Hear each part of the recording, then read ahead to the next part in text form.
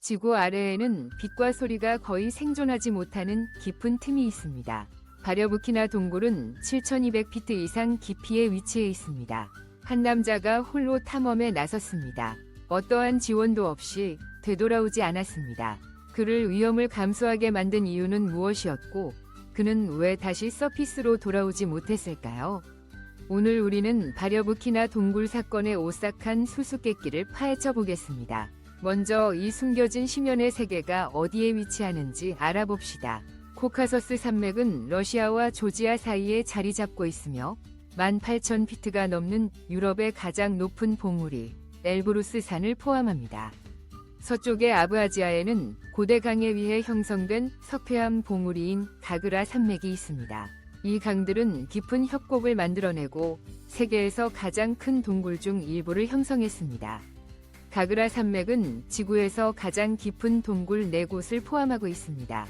가장 깊은 바려부키나 동굴은 7,000피트 이상 깊이로 23개의 자유의 여신상이 쌓인 높이에 해당합니다. 그 입구는 해발 7,500피트에 위치해 있으며 도달하기 위해서는 등반이 필요합니다. 바위 절벽 사이에 숨겨진 이 동굴은 단순한 구멍으로 시작되며 1마일 이상 깊이 떨어진다는 힌트를 주지 않습니다. 만약 바려부키나 동굴을 탐험할 기회가 주어진다면 배낭에 무엇을 담아갈 건가요? 댓글로 알려주세요. 표면에서는 단순히 땅속의 균열처럼 보이지만 그 진정한 깊이는 수십 년 동안 비밀로 남아 있었습니다. 처음으로 이 심연을 들여다본 것은 누구였고 그들이 더 깊이 들어가지 못한 이유는 무엇일까요? 1968년 한 동굴 탐험가 그룹이 이 입구를 처음 발견했을 때 그들은 377피트 깊이까지 하강한 후 다시 지표로 돌아왔습니다. 1983년 모스크바의 페로보 스필리오 클럽의 별도의 팀이 이 동굴을 재발견했습니다. 다음 3년 동안 1년의 탐험이 그 동굴의 알려진 깊이를 약 1,400피트까지 확장했습니다. 불분명한 이유로 탐사는 2000년까지 중단되었습니다. 그해 작업이 재개되었지만 2015년이 되어서야 탐험가들이 동굴의 진정한 깊이를 여는 새로운 샤프트를 발견했습니다. 2017년까지 그들은 깊이를 7,200피트로 확장하고 17km 이상의 터널을 기획했습니다. 마침내 2018년 3월, 그들은 동굴이 수위와 만나는 지하 호수 바닥의 공식 가장 깊은 지점에 도달했습니다. 이로 인해 케나 동굴의 총 깊이는 7,257피트가 되었습니다. 그러나 이 엄청난 깊이를 기획한 것은 시작에 불과했습니다. 아직 인간이 가장 어두운 곳에 살고 있지 않았습니다. 인간이 완전한 어둠과 미지의 세계에 둘러싸여 며칠을 지낸다면 어떤 일이 벌어질까요? 탐사를 시작하기 전에 여러분에게 10초간의 특별한 요청이 있습니다. 여러분이 저를 도와주실 수 있다면 알림벨을 누르고 구독 버튼을 눌러주세요. 이 채널에 큰 도움이 됩니다. 그렇게 해주신다면 여러분을 위해 이 쇼를 더 나은 방향으로 만들어가기 위해 최선을 다하겠습니다. 약속하시겠어요? 6개월 후 9월에 페로보팀은 베리오부키나 동굴 탐사를 계속하기 위해 돌아왔습니다. 이번에는 사진작가 로비 셔넌과 제프 웨이드가 합류했다. 이 탐험은 파벨 데미도프가 이끌었으며 가그라 산맥의 베리오프키나 및 다른 깊은 동굴을 탐험하는 데 책임이 있는 동일한 엘리트 팀이 포함되었다. 그들의 임무는 미발견종을 포함할 수 있는 생물 샘플을 수집하고 특히 바닥에 유망한 수평기를 문서화하는 것이었다. 하루 만에 내려갔다 올라오는 짧은 동굴 탐험과는 달리 베리오프키나와 같은 깊은 동굴은 산악 탐험과 비슷하게 엄청난 계획이 필요하다. 에베레스트 산의 등반가들이 휴식과 장비 보관을 위해 다단계 캠프를 사용하는 것처럼 극도의 깊이와 필요한 장비로 인해 동굴 탐험가들도 여러 개의 지하 캠프를 설치해야 한다. 모든 것을 나르는 것은 불가능하다. 베리오프키나 동굴에는 6개의 정해진 캠프가 있다. 입구에서 동굴 탐험가들은 보호복, 헬멧, 하네스를 착용한 후 어둠 속으로 떨어져 들어간다. 첫 번째 캠프는 2,000피트에 위치하며 연중 내내 비상대피소로 사용된다. 4일 동안 팀은 6,900피트에 위치한 캠프 6까지 내려갔다. 그 과정에서 그들은 추운 온도, 진흙, 좁은 간격, 긴 수직 샤프트와 맞닥뜨렸다. 한 지점에서는 로프만을 이용해 100피트의 낭떠러지로 내려갔다. 캠프 6은 넓은 터널 속 평평한 모래바닥으로 탐험의 나머지 기간 동안 그들의 집이 되었다. 이후 3일 동안 그들은 동굴의 가장 낮은 부분을 탐험하고 그들의 발견을 문서화했다. 주요 목표 중 하나는 가장 아래에 있는 호수를 사진으로 담는 것이었다. 그곳에 도착했을 때 광경은 놀라웠다. 짙은 검은색 석회암으로 둘러싸인 밝은 터키즈색의 물. 호수는 길이 50피트, 너비 25피트, 깊이 28피트로 인공적인 빛이 없으면 완전한 어둠 속에 가려져 있었다. 이는 지구의 표면 아래 깊은 곳에서 로비와 제프의 렌즈에 포착된 비현실적인 순간이었다. 팀이 캠프 6의 그늘진 깊이에 자리 잡고 있을 때 그들 위에선 이미 고대의 무엇인가가 예측할 수 없이 꿈틀거리고 있었다. 침묵이 깨질 때 무슨 일이 일어날까? 7일째가 되었을 때 상황은 여전히 순조로웠다. 2명의 팀원이 비행기를 타기 위해 일찍 떠나야 했다. 캠프 3에 도착했을 때 그들은 동굴로 물이 쏟아지는 홍수를 발견했다. 표면에서 발생한 대규모 폭풍이 홍수 파동을 촉발하여 수천 리터의 물이 쏟아져 들어왔다. 동굴은 지하 깊숙이 있으며 두꺼운 암석으로 보호되기 때문에 무선 통신은 작동하지 않는다. 대신 동굴 전체 길이에 걸쳐 물리적인 케이블을 사용한다. 2명의 퇴출 팀원은 선에 연결해 아래팀에 경고했다. 캠프 6에서 메시지는 처음에는 패닉을 일으키지 않았다. 홍수 파동은 동굴 시스템에서 흔한 현상이다. 1mm의 비는 평방미터당 1리터의 물에 해당된다. 1평방킬로미터에선 그 작은 양에서 1000리터가 발생한다. 세찬 폭풍 후에는 그 숫자가 폭발적으로 증가한다. 그리고 모든 것이 엄청난 힘으로 동굴로 쏟아진다. 이러한 급증은 비가 얼마나 내리며 얼마나 오랫동안 지속되느냐에 따라 몇 시간 동안 지속될 수 있다. 그럼에도 불구하고 페로보팀은 침착함을 유지했다. 그들은 경험이 풍부하고 적응할 준비가 되어 있었다. 캠프 6은 주 수직 샤프트에서 떨어진 안전한 곳에 설치되었고 깊이는 6,900피트였다. 동굴의 전체 깊이는 7,200피트를 초과한다. 물이 그들의 위치까지 도달하려면 300피트 정도의 동굴이 채워져야 했다. 경고 메시지를 받은 지 약 30분 후 그들은 물의 첫 징후를 들었다. 먼 곳에서 울리는 소리로 시작하여 점점 커지면서 기차가 다가오는 것처럼 들렸다. 곧 그 소리는 귀청이 터질 듯했고 동굴은 지진처럼 격렬하게 흔들렸다. 로비는 아침 식사를 막 시작했을 때 그 소리가 더 커졌다. 그는 다른 팀원들과 함께 텐트에서 나와 수직 샤프트를 향해 헤드램프를 쏘았다. 그들이 본 것은 충격적이었다. 물줄기가 소방호스처럼 아래로 폭포처럼 쏟아져 내렸다. 로비는 소음과 양의 충격을 받아 얼어붙었고 손에 들고 있던 음식을 거의 떨어뜨릴 뻔했다. 경험이 많은 페로보 탐험가들과 비교했을 때 로비는 경험이 적었고 물이 얼마나 빠르게 이동하는지에 놀랐다. 하지만 혼란 속에서도 그들의 캠프는 마른 상태를 유지했다. 그는 침착함을 유지하려고 애쓰며 험악한 홍수 상황에서도 차분한 러시아 팀의 행동에 주목했다. 로비가 폭발하는 폭포로 올라가면서 숨을 쉴 수 없었고 아래에서 무슨 일이 일어나고 있는지 다른 사람들도 살아남을 수 있을지 전혀 알지 못했다. 홍수가 시작된 지 약 2시간이 지나고 속도가 줄어들 기미가 보이지 않자 한 팀원이 텐트 근처에서 꼴꼴거리는 소리를 알아차렸다. 그는 땅에 작은 구멍을 확인했지만 물은 아직 없었고 그는 팀장인 파벨에게 알렸다. 파벨은 그것이 걱정된다고 동의하여 수위 측정을 위해 근처의 사이폰을 확인했다. 5분 후 돌아왔을 때 구멍은 이제 빠르게 상승하는 물로 가득 차서 측면을 넘실거리며 흘러넘치고 있었다. 팀원은 얼굴이 창백해진 채로 로비를 바라보았다. 로비는 즉시 상황을 이해했다. 그들은 대피해야 했다. 캠프는 움직임으로 가득 찼다. 그날 떠날 거라고는 아무도 예상하지 못했지만 이제 그들은 선택의 여지가 없었다. 로비와 제프는 플리스 여러 겹 위에 라텍스 슈트를 입고 마찰 저항력이 있는 나일론 외피와 하네스를 착용했다. 로비는 힘든 결정을 내렸다. 그는 수만 달러에 달하는 모든 카메라 장비를 남겨두기로 했다. 그는 메모리 카드는 살리고 플라스틱 봉투에 넣어 자신의 슈트 안으로 밀어넣었다. 그들의 생명을 위험에 빠뜨릴 만한 가치는 없었다.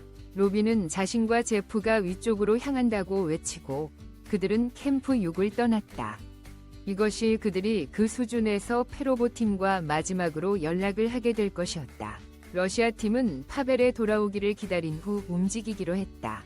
로비와 제프가 오르면서 그들은 한때 공기로 가득 찼던 60피트 깊이와 25피트 너비의 좁은 가파른 경로에 도달했다. 이제 그곳은 거의 가득 차 있었고 경로의 가장자리를 넘어 물이 넘실거리고 있었다. 경로의 끝에서 수직 로프가 시작되는 곳에선 홍수의 원인이 보였다. 위에서 쏟아지는 폭포였다. 로비는 폭우 속으로 발을 내디디고 클립을 고정했다.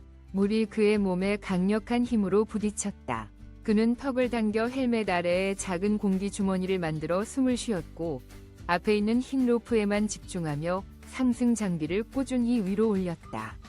결국 그는 작은 돌출부에 도달해 잠시 멈췄다. 로프는 좁은 구멍을 통과했는데 그곳은 물줄기가 시작되는 곳이었다. 로비는 자신이 통과할 수 있을지 의심하며 주저했지만 멈추는 것은 선택지가 아니었다. 그는 선도적인 등반가였고 다른 이들은 그의 뒤에 있었으며 아래에서는 물이 차올라오고 있었다. 그는 계속해서 나아갔다. 물살이 너무 강해 그는 조금씩만 앞으로 나아갈 수 있었다. 간신히 통과한 후 그는 상단 구역이 대체로 마른 것을 깨달았다. 물은 다른 경로로 흘러갔던 것이다. 아드레날린이 솟구치자 그는 생각할 틈도 없이 계속 오름길을 올랐고 제프가 속도를 줄이라는 소리를 할 때만 멈췄다. 그 소리에 정신이 번쩍 들었다. 그는 잠시 멈추어 기다렸다. 제프가 따라왔을 때 그는 창백하고 눈이 휘둥그레 있었지만 살아있었다. 그들은 둘 다 팀의 나머지 멤버들이 괜찮을지 조용히 궁금해했다.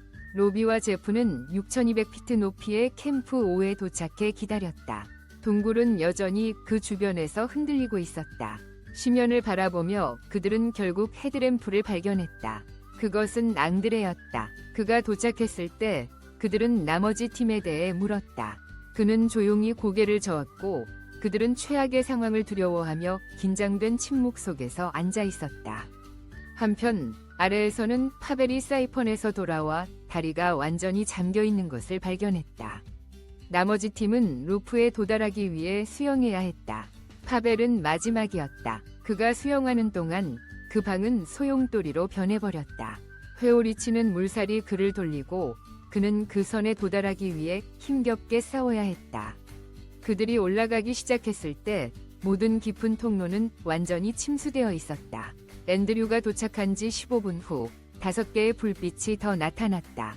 남아있는 페로보 팀의 팀원들이 하나씩 캠프 5로 올라갔다. 로비는 감탄하며 지켜보았다. 그중 한 명은 심지어 스토브와 4개의 슬리핑 배그즈를 하네스에 메고 있었다. 로비는 자신과 제프가 먼저 올라간 것이 얼마나 행운인지 깨달았다. 만약 그들이 마지막으로 상승했더라면 아마도 도착하지 못했을 것이다. 재결합한 러시아 팀은 신속하게 텐트에 정착하고 커피를 만들며 이 모든 일을 농담으로 넘겼다. 그러나 로비는 몇 시간 동안 여전히 동요한 상태였다. 그는 장비를 벗기를 거부했다. 어두운 낭떠러지를 주시하며 홍수가 정말로 끝났는지 확신할 수 없었다. 홍수가 멈출 기미가 보이지 않자 그들 위에 있던 유일한 탈출 통로는 상승하는 물에 가려졌다. 이 순간이 동굴이 결국 봉인되는 순간일까? 200피트 위에는 그들이 동굴 안으로 더 높이 올라가기 위해 통과해야 할 수평 통로가 있었다. 일반적으로 그곳은 이미 물로 반쯤 차 있어 기어가야 했다. 심한 홍수로 인해 그 통로는 가득 차 있었다. 홍수가 계속되는 한 그들은 갇혀 있었고 물이 더 이상 상승하지 않기를 바랄 수밖에 없었다. 파벨은 로비에게 물이 맑아질 때까지 아침까지 기다리자고 안심시켰다. 캠프에서 다음 16시간 동안 물의 포효는 서서히 잦아들었다. 홍수는 결국 총 20시간 동안 지속되었고 이는 일주일간의 비와 한 차례의 심각한 폭풍으로 인해 발생했다. 이전주의 비로 인해 땅이 완전히 포화 상태가 되었고 폭풍이 치자 물이 끊임없이 바리아부키나 동굴로 쏟아져 들어왔다. 그들은 나중에 택시 기사로부터 폭풍 동안의 빗방울 크기가 니켈 크기였다는 이야기를 들었다. 이 경험은 팀에게 중요한 교훈이 되었다. 이전에는 동굴이 겨울철에만 침수된다고 가정했었다. 원정 후 지표면의 비 감시를 개선하기 위한 계획이 세워졌고, 침수 발생 시 대피 경로를 제공하기 위해 하부 구역에 추가 캠프가 설치되었다. 비록 원정이 단축되었지만 그들은 목표한 거의 모든 것을 달성했다. 새로운 통로들이 탐험되고 지도화되었으며 동굴 생물들이 샘플로 채집되었다. 카메라 장비는 파손되었지만 모든 사진은 보존되었다. 홍수물이 빠지면서 팀은 최악의 상황이 끝났다고 생각했지만 2년 후 입구에서 발견된 조용한 밧줄은 상승하는 물보다 훨씬 어두운 미스터리를 풀어냈다. 바리아부키나 동굴의 위험은 페레보 원정으로 끝나지 않았다. 2년 후인 2020년 11월, 탐험가들은 동굴 입구에서 고정된 밧줄을 발견했으며, 이는 동굴 탐험에서 심각한 안전 문제로 준비되지 않은 사람들이 위험한 환경으로 들어갈 수 있게 할 수 있다. 8개월 후인 2021년 8월 4일, 페로보 팀이 돌아왔다. 약 1300피트 하강하는 동안 그들은 크램폰 한 쌍과 얼음 도끼를 발견했다.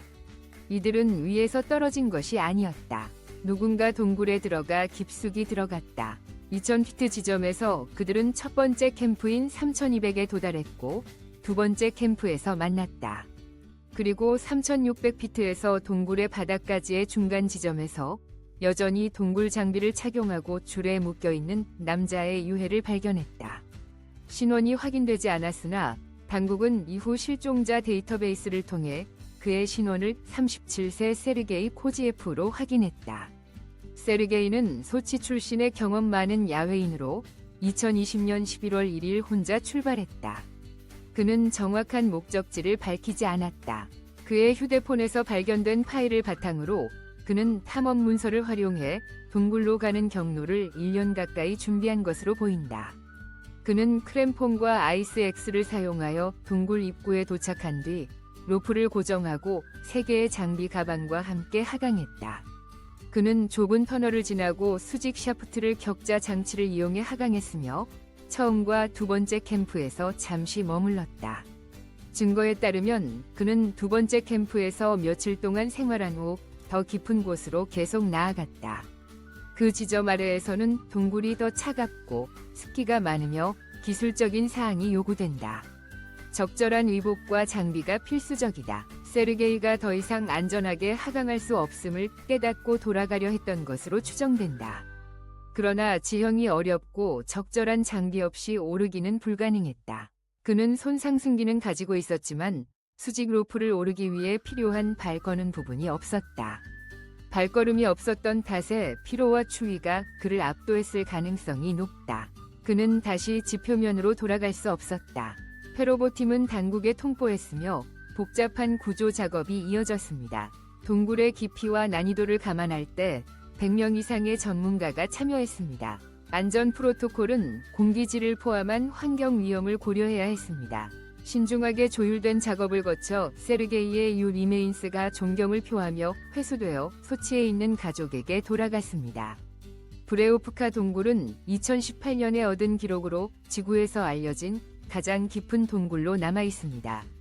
그러나 거대한 산봉우리와는 달리 동굴은 표면 아래에 숨겨져 있습니다. 지구는 광대하고 탐험되지 않은 지역이 많아 브레오프카가 얼마 동안 기록을 유지할지 알 수 없습니다. 오늘의 영상이 흥미로웠다면 좋아요 버튼을 눌러주고 제 채널을 구독하는 것을 잊지 마세요. 여러분의 응원이 저희에게 매우 중요합니다. 화면에 나타나는 다음 영상을 꼭 확인해 보세요. 저희가 제공하는 콘텐츠를 좋아하실 것입니다.